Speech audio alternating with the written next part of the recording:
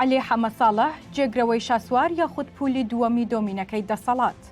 نهێنیەکانی ژیانی ئەو پیاوەی کە دڵی هیچ لایەنێک ناشکێنێت.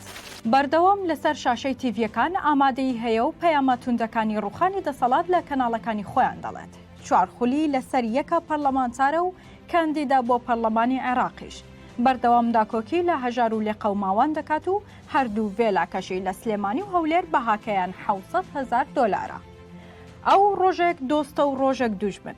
علی حەمەد ساڵح ئەو پیاوە ئاڵۆزەی تەنانەت هاوڕێ نزیکەکانیشی لێی تێناگەن و نازانن چۆن سیاسەت دەکات. ئەو لە یەک کاتدا حیزبێک و 50 پیجی فێک و فراکسیۆنێک و 6 پیجی خۆی بەڕێوە دەبات و بەیانی و نیوەڕۆ و ئێوارەش یان لە کۆنگرێ ڕۆژنامەوانیە یان لەسەر شاشەی تیڤیەکان.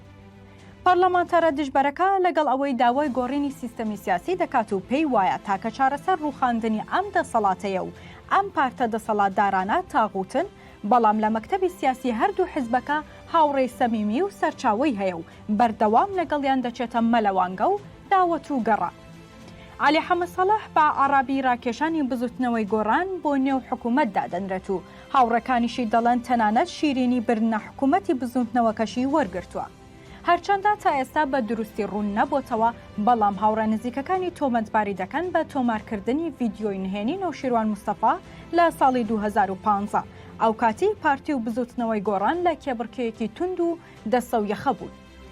بەڕای بەشێک لە چاودێرانی سیاسی، علی حەمەد ساڵح بۆتە بابەتی باڵۆنی تەقیوەکە، ئەوەی کە هەواڵگری لایەنێک بۆ تاقیکردنەوەی بابەتێک بەکاری دەهێنێت تا ئاستی تووڕەی خەڵکی پێبزانن.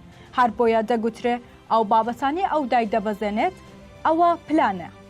هەرچەندە بەردەوام لە مزگەوت و مەکە و عومرە دەردەکەوێت و بە بنەماڵەی بارزانی و تاڵەبانی دەڵێت بنەماڵەی دیکتاتۆر، بەڵام خۆشی لەبەر ئەوەی ئامادە نەبوو هەم دەست لە پۆستەکەی لە کەسی یەکەمی حیزبەکە و هەم لە پەرلەمانتاری و هەم لە بەرپرسی دارایی و میدیای هەڵوێست هەڵبگرێت، هەر بۆیە دوو باڵ و دوو هاوڕێی نزیکی لێجیابوونەوە. لە هەڵبژاردننی ڕابردووی پەرلەمانی کوردستان دووجار چۆتە قۆنسوڵخانەی ئێران و لای ئاغای ئەسەدی بە نیەت و مەبەستی ئەوەی ژمارەی کورسیەکانی بۆ بەرز بکاتەوە و پێش شاسوار عەبدولواحیدی بخات و بیکەنە دۆستی خۆیان، بەڵام بەهۆی هەڕەشەکانی ئەمریکا پلانەکەی عەلی و ئاغای ئەسەدی سەری نەگرت.